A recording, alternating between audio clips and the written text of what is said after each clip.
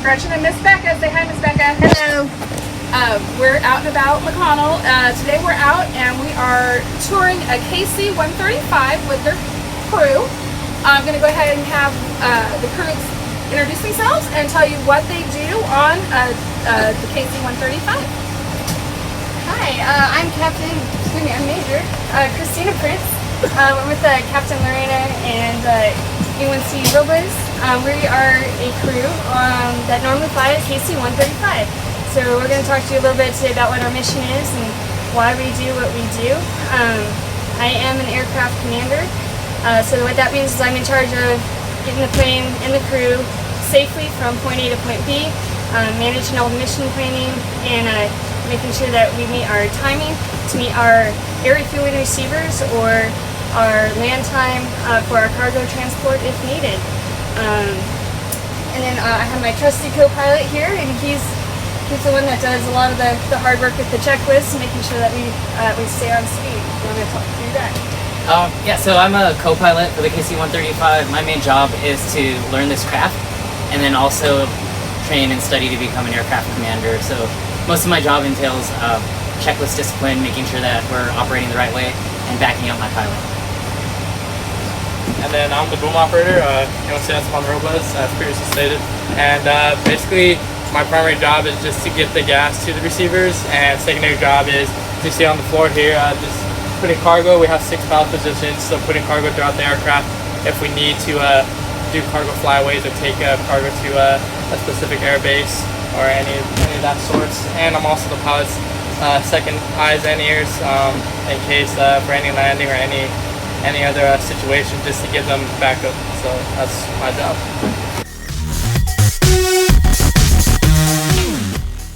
Okay, so as a pilot of a KC-135, so is this like a commercial plane where you go out to the airport, you get on and you take a flight, or is this a special plane that does different things? Well, this is a special plane that does different things.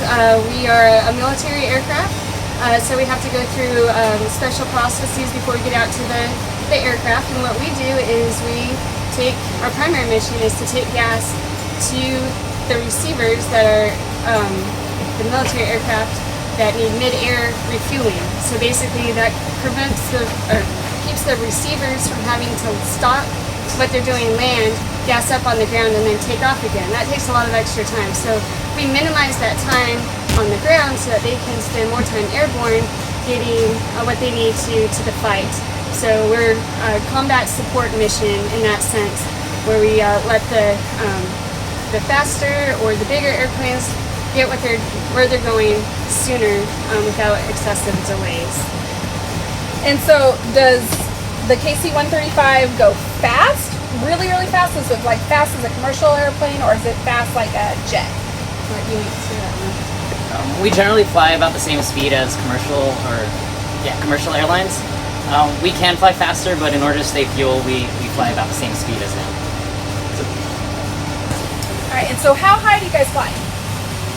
Okay, well we typically fly in the mid-range altitudes, just like a commercial airliner would, between about 25,000 and 35,000 feet. The airframe is rated up to 50,000 feet.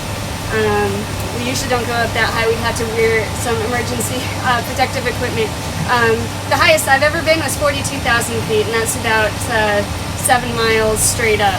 So it was pretty high, but we got us to where we were going when we needed to. So that's so cool. Pretty fast. All right, so to be a pilot, is there any special training you need?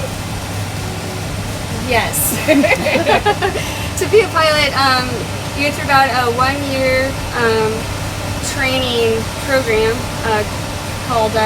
currently called UPT, Undergraduate Pilot Training, where you learn the basics of flying in ground school, and then in a T6 aircraft, and then your follow-on more specialized aircraft, either a heavy type aircraft, just a little beach jet, Learjet rather,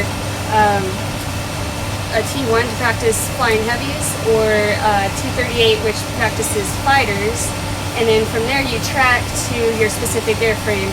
For us, it was KC-135s after that 1 year, and that was an additional 4 months of training to become certified for just this airplane. So a minimum of a year and 4 months to get to McConnell as a basic co-pilot.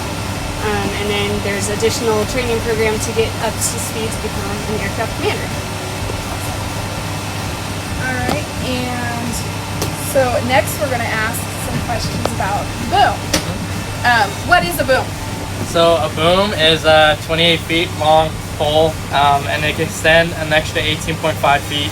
So the boom basically allows gas to go in through this boom, and then once I go in to make a contact where I see any fighter, bomber, aircraft, and they're going to do AR with us, like aerial refueling, I'll usher them in on the lights, bring them into contact position, and then I'll make contact, extend my boom, and I'll go into the receptacle, and then once they latch onto us with their toggles, my pilots already know a light comes on up front for them, and then gas starts flowing through. So that's how it works. So to very simplistically, way oversimplistically, so what basically it is like a gas station. Yes. You guys are a flying gas station, and you use the boom as the gas hose to put into the gas tank for the car. Only you're doing this at 7 miles in the air. Yes. And how fast do you guys go? The fastest we can go is Mach 0.9. That's 0.9, 90% of the speed of sound. So I'm assuming you guys don't refuel at that We speed. usually don't refuel at that speed. It's more like 270 knots is our typical refueling airspeed for us. So like you're a super gas station. Super gas station. Okay, so that's really cool. So how much gas does a tanker transport? Well, it really just depends on how much the receiver is asking for and how much we need to take for that specific mission. Typically, we could take upwards to even 120,000 to 170,000 pounds of fuel. But on typical like local missions here, we'll take about like 80 or 90K to go up in the air and do what we have to do. And K is 1,000, right? 1,000. Okay. And then, so do you refuel multiple planes in one flight, or do you just do one and then you guys go back and they continue the mission, or do you do, 10,000 here, 10,000 there? I'm not sure how this works always. So there are times where there are multiple receivers, yes, and there could be times where there's just one receiver. Basically, we can have a bunch of fighter aircraft, like the little smaller aircraft that like shoot the missiles and all that stuff. We could have upwards of like 6 or 8 of them all come, like they could come in one at a time, and we could do AR with them. And sometimes it might just be one of those big airplanes you see, like a reconnaissance airplane that like gives data to troops on the ground, or those big bomber airplanes that drop bombs on the ground. So it really just it depends. just depends on what your mission is that Yes. day. Okay, and so do you guys typically just come in in the morning at 8 o'clock, log in, fly overseas, and then come home at 5 and go home, or what do your guys' day look like? Okay, well, a typical day flying, we actually come in the day before the day of flying, and we mission plan. We figure out what our receivers are, how much gas they need, and then that dictates how much gas we need to load up our aircraft. We could actually offload all our gas to the receivers, but then we wouldn't have any to land with. So we need to make sure that we have enough to land and do our safe landing back home when we're done with the day. So we plan out where we're going, how much gas we're going to bring, how high we're going, and then what kind of training requirements we're going to do that day. And we brief it up the day before, make sure everybody's on the same page. Have a good 12 hours of crew rest the night before to make sure that we're rested, ready to go the next day. And then we show up about 3 hours rather before our first takeoff of the day. As we come in, we check the weather, we check the NOTAMs, make sure that we're legal to go on our mission. And then we start doing our checklists out here. We get the bus out to the aircraft. We start doing our pre-flight. It entails a very thorough check of all the systems to make sure the aircraft and the crew are safe, ready to go, and take the fuel to the fight. We start engines about 30 minutes before our takeoff time, and then we take off, and we fly as fast or as slow as needed to make our mission timing for the day. And it's really kind of cool the way like everything's working the right way and all the communication works out, we meet in the air 1,000 feet apart and then join up together to actually touch airplanes to refuel each other, refuel the receivers in flight. So quite it's extensive. really Yes. important that the pilots are rested and are on point, because you got two giant things trying to match. I know it's not that little, but a little pull It between is. the two. Yes, it is inherently dangerous to do air-to-air, mid-air refueling like we do. So we need to make sure that everybody and everything is operating 100% in order to make the mission happen safely and get everybody back home at the end of the day. Okay, so as we're looking around the plane, there's all kinds of really different things that we would not normally see as people who ride an airplane.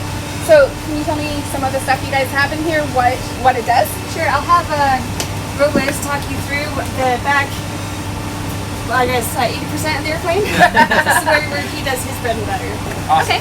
Yeah, so I can take you guys along and show you. So basically, this is like the bread and butter. If we're gonna come back to do AR, we're gonna come back here into the boom pod and get everything ready, pre-flighted, ready to go. Check my systems, that's all good. And then, yeah, then we can make it all happen. So I could stuff with you guys, or you guys can head down through that one in there. Everyone, I'll get hopping on this one. Oh, okay. Or I'll have them first and you get on this one. Yeah, there's no pin for it.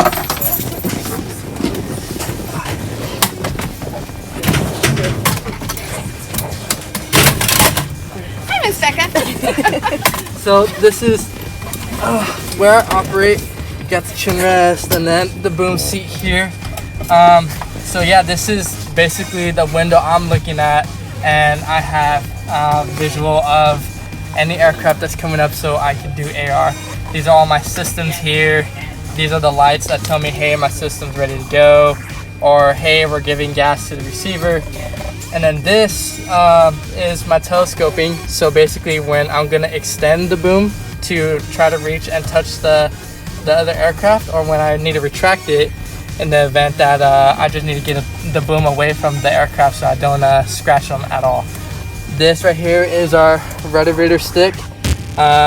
Basically the ruddervators, I'm manipulating the airflow around the boom with this stick, so it enables me to move it around and move in any which way I need to in order to make that contact. Then we got a bunch of lights here, and these are the lights that show the receiver, hey, this is where I need to go, so I can give them the gas. And that's pretty much it. And I got like my comm systems here. So when I'm plugged in, I have all these comms here, and then the pilots will be talking to me like, hey, boom, where's the receiver at? Or hey, you can go ahead and talk to the receiver. And I have all that stuff. Okay, here. so do you spend the whole flight laying it back here, or do you just come down here when it's time to do the receiving? Only when it's time to do the AR, that's when I come back here. Other than that, I'll be up front, or I'll be in the back just checking any cargo or any other stuff that the pilots need me to check on. But mainly spend most of the time up front, and then once it's time to do AR, we'll do about 2 hours or maybe an hour and a half of AR back here.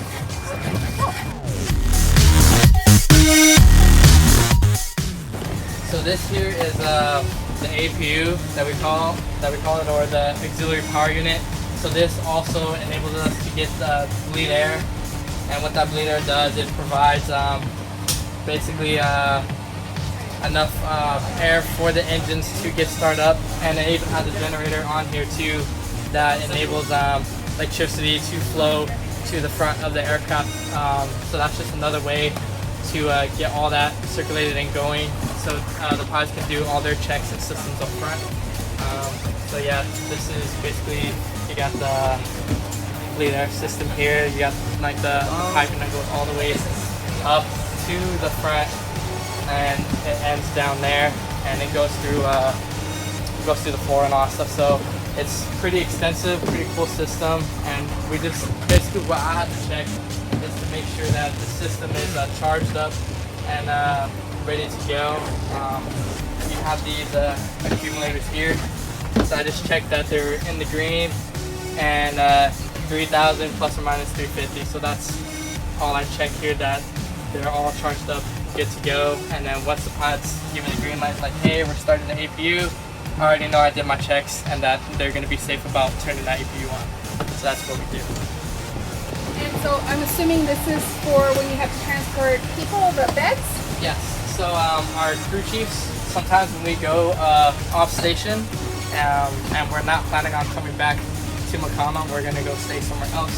We have these crew bunk beds here where these can come down and our crew chiefs can sleep because they need the crew rest. So once we fly and then we land back at this other air base, you know, we're already tired, but our crew chiefs already slept for 9 or 8 hours and they're good to go. So once we, you know, wheels touch the ground and all that stuff, they're like, okay, yeah, we're good to go. We could service you guys, make sure you guys are ready for the next flight. So that they're refreshed and ready. Yes. Yep. And going through the cargo compartment here, so like I said, we have different, we can hold up to 6 pallet positions, so it could be big pallets or even small floor loads for any type of support mission that this tank needs to do. We also have these stations here that tell you where you're at specifically in the aircraft and how much each cargo zone is rated up to and what station you're at. So in case any boom operator gets like lost, like, oh, you know, where should I put cargo? It tells you like, hey, this is where you're at, and this is if you want to put cargo here, this is where you can do it. So one, two, here. If we do carry any other troops or personnel, we have these troop seats here, and the seatbelts here so they can strap in, get ready to go. Simple, you just lift this up. Then it's just like any other seatbelt that you have in your car. Just strap in, all that stuff, and just hang out. Going up here, this here is our, in case our landing gear fails to come undone, I could actually go in, do it manually. I could use this crank and then open up one of the like manual crank systems and put the gear down manually. So one thing that you'll know about this, that you'll notice about the aircraft, that it has a backup to every system. So it's like, oh, if something's not working right, it's like you can always do it manually, or there's another system that's gonna help you operate it safely. So that way you guys are the safest and yes, you guys don't have to worry about if something fails, you have a fail safe. exactly. Going through here, these are our loudspeakers. So typically, if we're carrying passengers, I'll turn those off. But if it's just basic crew, my pilot, co, and then me, I'll turn these on. So if I'm operating or walking through the cargo compartment, I can hear what they're saying through these loudspeakers here. These are our hatches, so we have them open so the airflow can come through right now since it's so hot. But they'll typically be closed. They'll always be closed within flight. But there's also, you can look out and get a good view of the engines. So you got the 2 engines right there, and then you got 2 engines on the left side too. Pretty sweet. And you'll have some of our maintenance guys. They'll have to service the aircraft, and they'll walk out onto the wing and open up the ports and start putting in any of the fluids that they need to make sure that we're good to go.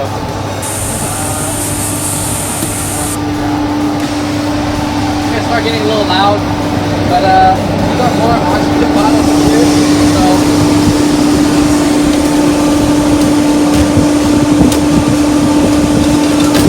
this oxygen bottle, in the event that we do lose pressurization, we have this oxygen bottle here where we can connect our mask into this port here, and it will provide us oxygen if the aircraft is not pressurized. So we'll always be breathing, we'll always have like some type of oxygen no matter what phase of flight we're in. If we're like 30,000 feet or 20,000 feet in the air, regardless of what. And for our passengers, we won't give you these, but we'll give you the EPOSes.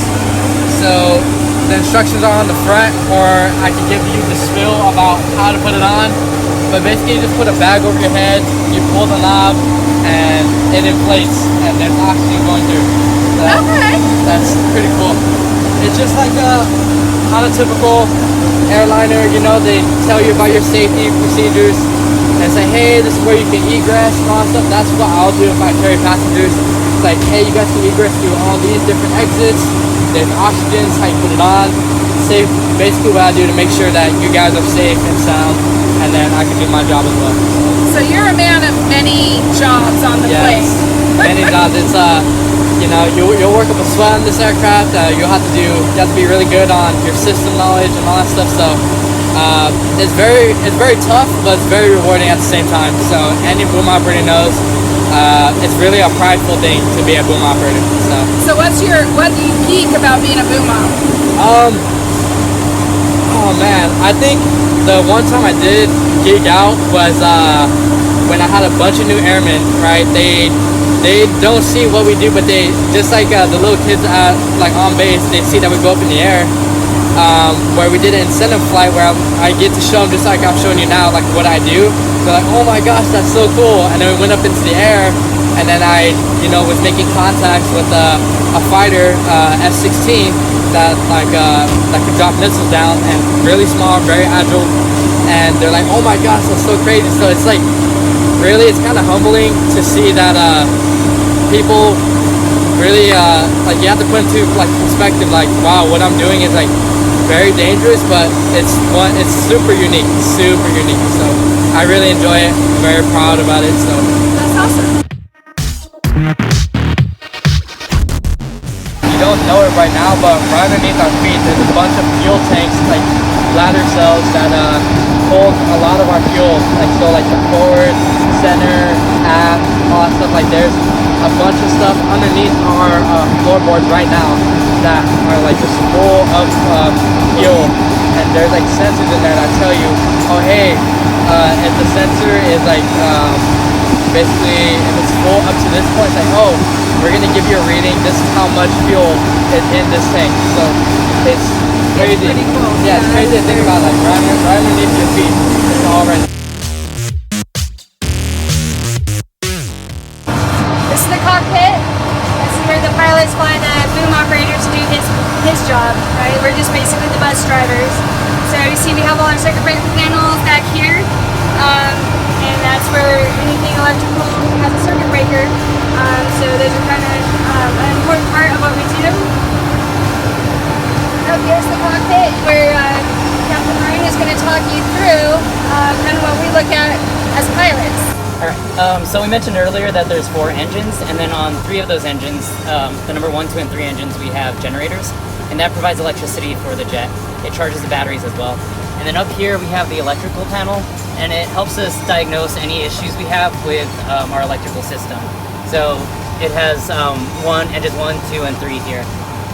Another cool thing about our engines is that the odds of us losing or having an engine fail in flight are pretty low, and the odds of losing 3 engines are even lower. So even if we lose 3 engines, we're still able to maintain level flight with up to 200,000 pounds of fuel or up to 200,000 pounds of weight with just 1 engine. Wow. So it's pretty safe. I definitely feel safe in this jet, and it's great. It's been flying since the 50s, late 50s. So I love it. It's like a relic almost. And if you look over here, this is all new. It's all glass. It's all electric. Prior to this, we have our fuel flow gauges right here, and then we have our engine gauges over here. Prior to having this electrical display, we used to just have these analog displays here that would tell us about our engines. So this is new. The whole jet was built in the 50s, but then this is a lot newer, built within the last few years. What else do we have here? We have our displays here, so this tells you the orientation of the jet. So right now we're just straight and level, pointing at the horizon, which brown right here is the ground, blue is the sky, and we're almost directly level with the horizon right now. So we have our gear here, our gear handle right here. We always want to make sure that our gear is down on our landing, so that way we're landing safely. And then flaps are also important for our landings. It helps us maintain aircraft control at slower speeds, so that way when we touch down we're a lot safer. And then throttles are also important for maintaining airspeed. We have our yoke here, which allows us to roll side to side, and then also pitch up and down. So pushing forward, pitch down, trees will get bigger. You pull up, trees will get smaller, and you'll get higher. And then we also have a rudder pedals, which allow you to orient the jet laterally. So you have to pretty much have your eyes on everything at all times. Is this why there's usually a pilot and a co-pilot? Yes. So we have what we call a cross check, which is basically we want to make sure that we're flying the right airspeed, because if we're too slow, we could stall and then we could crash into the ground. We have our altitude, we're altimeter here, so we want to make sure that we're high enough that we're not hitting anything, and then that we're deconflicted, so we're not too high where we're going to be flying into other jets. And then you also want to make sure that your orientation is good. So while you're flying, you're constantly cross-checking all these items, making sure your speed is good, your altitude is good, your orientation or your pitch attitude is good as well. And then, because there's so much to think about at one time, we have 2 pilots and a boom operator, and that gives us, that allows us to use a crew concept, so that way we can back each other up. Because I'm sure some people could fly this all by themselves, but then the more people you have, the more knowledge you have to draw from, and the better, safer you can fly.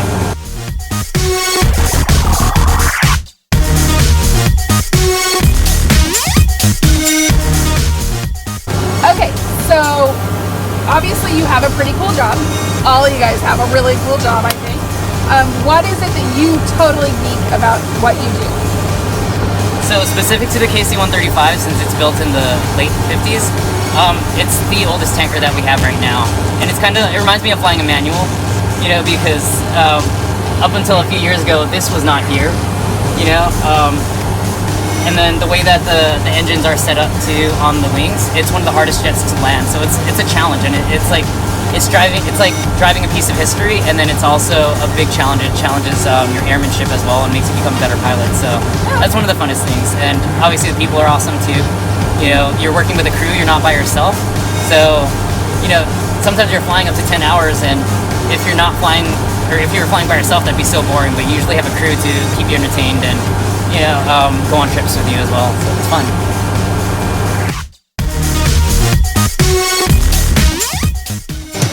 These are all the inspection windows, and then you also have indicators, like those little red indicators, and the truck, all your indicators that show you that, hey, the gear is down and locked, and then you can see the wheels right there. So that's another cool thing. So that also goes into if I'm trying to manually lower the gear. I have these inspection windows open to make sure that they're coming down correctly. They're down and locked, and I'm like, hey, pilot boom, all 3 gears down and locked and all that stuff. And then they're like, okay, cool. And they'll see the indicators up front. So.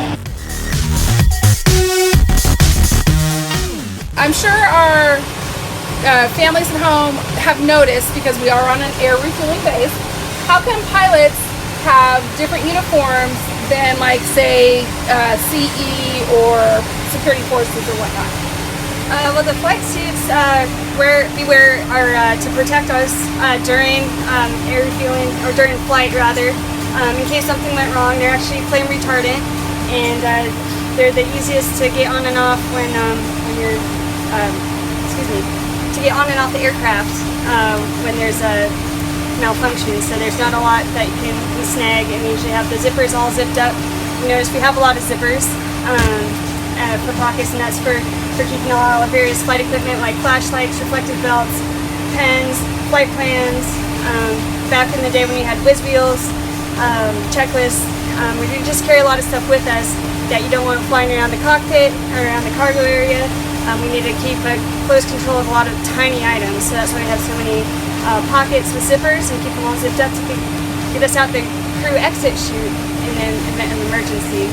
And hopefully the flame retardant will protect us as well in case of a fire. So it's more of a protective equipment. Oh, awesome. Okay, so, and then of course I'm gonna ask you, what do you just absolutely love about your job? What is the thing that makes you just thrilled to do what you do? Okay. Well, I love being a pilot just because it's fun. You get to go up, you see the world from a different perspective. I also like the challenge of meeting a specific goal, like whether it be timing or getting the perfect landing. It's very rewarding for me personally. I also like this job specifically as a 135 pilot, that we are enablers, that we allow other people to go do their job well, so that they don't have to worry about the time it takes for a ground op or on our AE missions, getting our patients to the care that they need, or on our cargo missions, getting somebody the cargo that they need that otherwise wouldn't get there. So it's very rewarding for me on a personal level to get to go and fly this plane on a regular basis. And it sounds like this is like the cool plane to be on because you do pretty much everything, right? So you guys do carry people, carry gas, you carry cargo. Sometimes you have to do medical missions. So this is a really amazing jet to have in the Air Force, correct? Yes, it's a very diverse aircraft with a diverse mission set, and we do it with basic crew members, so pilot, co-pilot, boom operators, so just 3 of us to do all that work. So yeah, we can carry, what do we say, up to 200,000 pounds and carry 55 passengers. So yeah, we do a lot with not as much as some. It's not the biggest, not the newest, not necessarily the fastest plane, but it gets the job done.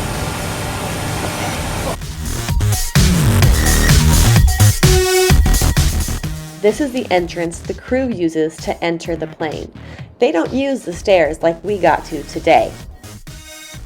This is the nose cone. Inside the nose cone is a weather radar that helps the pilots to navigate around thunderstorms. You can see the pilot's windows there on top, and down below, you can see the nose landing gear compartment. That's the landing gear that's at the front of the plane. You can see 2 other sets of landing gear at the back of the plane.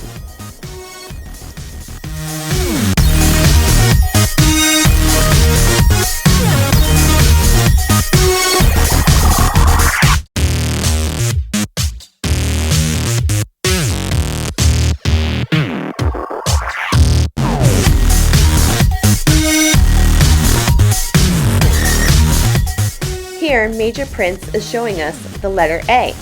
This is where the pilot director lighting system shows receivers where to orient themselves for the boom.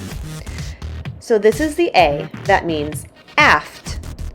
On the other side, there's going to be an F for forward, showing them they're too far back. There is an up-down on the other side. The boom op activates this director lighting in the boom pod to orient the receivers to make sure they're in the correct spot to plug the boom into it. That's the landing light, followed by 2 huge engines on the wing. Major Prince explained that together they produce enough thrust for 22,000 pounds. She stated that they are very overpowered in this craft, if you believe it or not. They always do a reduced thrust takeoff 100% of the time.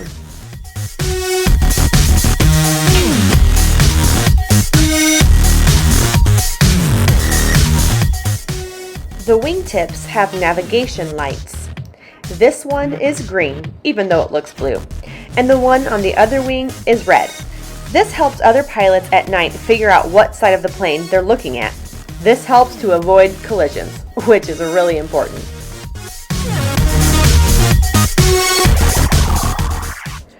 On the back side of the wing, we have the flaps. These are a device that give extra lift on the airplane.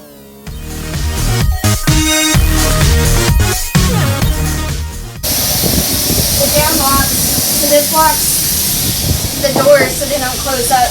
But when we take off, we lift that gear handle up, and the gear with hydraulic pressure come on up here. And then these doors close, and that lets us go faster so we don't have all this drag out here. And then you can do this just with manually. And you can do it manually. Yeah, she showed us inside. Yep. Let's see. Okay, this is where we get our gas loaded from the ground. So there's a connector hose just like your car. So that's a single point refueling. It all goes in here, and then they work. Through here are the tabs. They open and close the different valves to fill up all the tanks. So it's kind of shaped like the airplane. These are the wings. These are our wing tanks. And these are our body tanks. So that's where all the gas is, in the wings and in the center of the aircraft. So they switch those up to let the fuel flow where it needs to go to get us all gassed up to do our mission.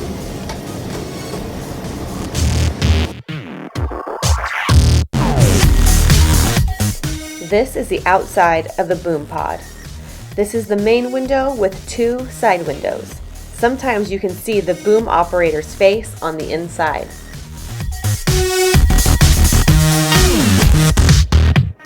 Down here you can see that they've got a center line stripe. That helps the receiver pilots to line up with the tanker perfectly.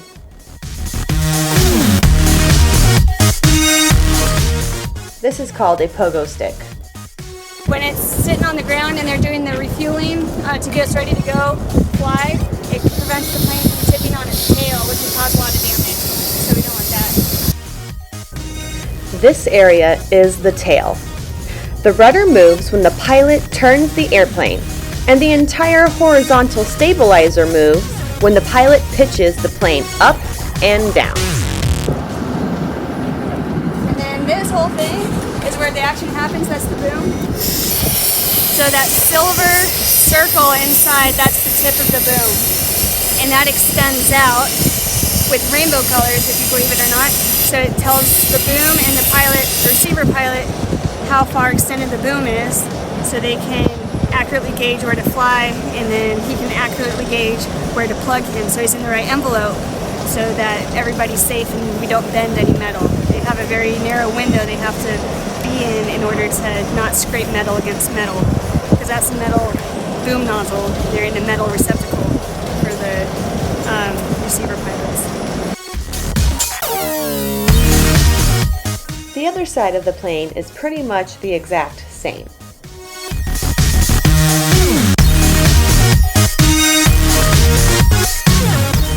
There are many antennas on top for 6 different radios. There are many different ways for communicating with air traffic control, the receivers, and with our own crew on board.